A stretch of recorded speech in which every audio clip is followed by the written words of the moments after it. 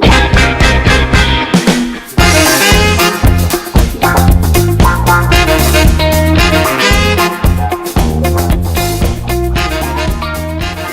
to the third edition of the Richland Springs Coaches Bad to the Bone coaching show.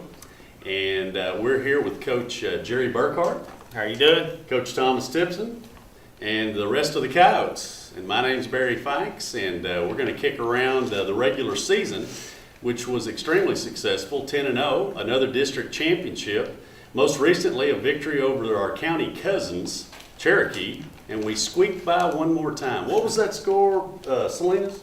75-0. 75-0. Anyway, it was bad.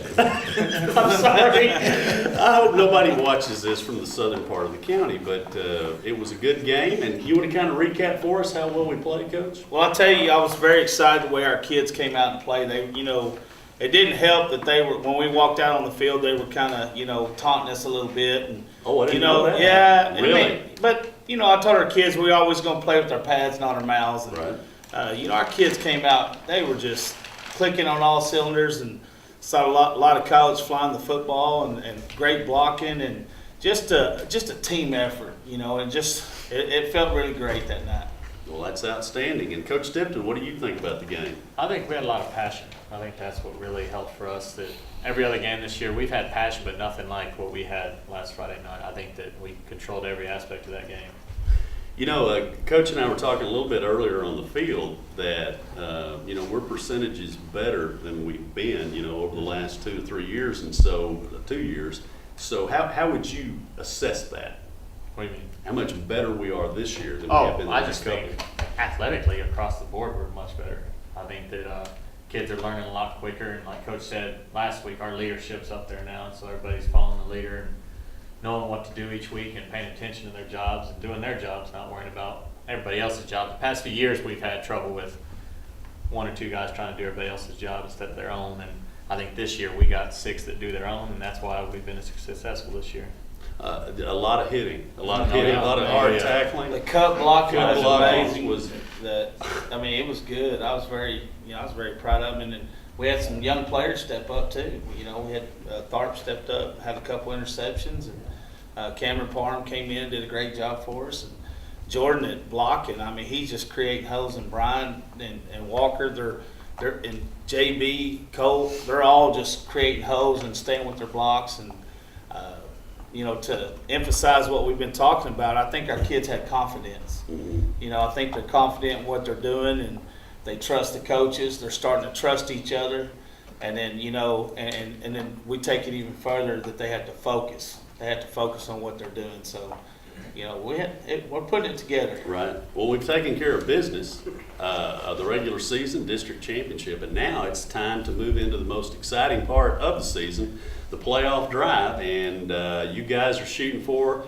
an unprecedented 7th state championship. Already have more than anybody else in the 6-man world, and now headed for 7. And you got to like your chances, don't you, Coach? Oh, we love our chances. We're like I say, we're trying to take it one game at a time. I know, everybody's like, well, you're gonna hit so and so. Right now we got Walnut Springs, and that's what we're focusing on, and we're putting it together. The kids are studying film.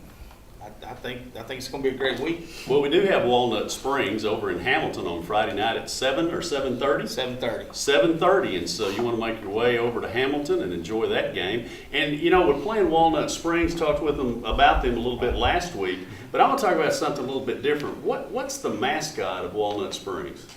Hornet. The Hornets, right? Okay. Does that make any sense to you? Not at all. Shouldn't they be either the walnuts or the squirrels or something of that nature? Squirrels. The squirrels. Okay, we'll go with that. But maybe they want to stick with Hornets, right? Okay, there we go. So, some of you guys tell me, how did you feel about Friday night's performance? Anybody? Cat got your tongue. What do you think, Jordan? Felt like we were prepared and just eager to hit and get back on the field. How do you feel about heading into the playoff run? Feel confident. Feel We're well put together, and we're going to go out there and do what we have to do. All right, that's exciting stuff. You know, as we look a little bit further on down the trail, I know we play them one at a time, but you know, if we go ahead and we take care of business against the Hornets, who would we most likely face in the second round? Well, it's either going to be Mount Calm or High Island. So them two squared off, I believe. Is it Thursday or Friday night? I'm not sure. It's yeah, I believe it's Friday night. But you know, the winner of that one is who will play second round. We take care of business on Friday night. Now, we played Mount Calm last year. Yes, sir. And they were a pretty talented bunch. Yes, sir. And had a lot of athletes and ran up and down the field on us a little bit. And we had to catch our breath and take care of business. Right. I felt we moved the ball well offensively. I didn't think they could stop us. You know, it was just us getting a stop. They have a receiver that's about 6'5", and they like to throw it up to him. And it took us a little while to get him covered, but we finally, you know, figured out that, you know, just we get some stops and keep pounding on them. Eventually, we're going to get there, and we took, you know, we came out victorious. What kind of, I know that you lead the defense in terms of, you're not only head coach but defensive coordinator.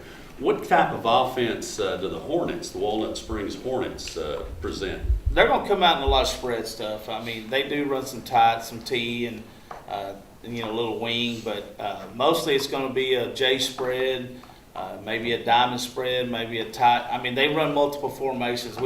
Coach Tipton and I, you know, we put our heads together, and he helps me tremendously on defense too.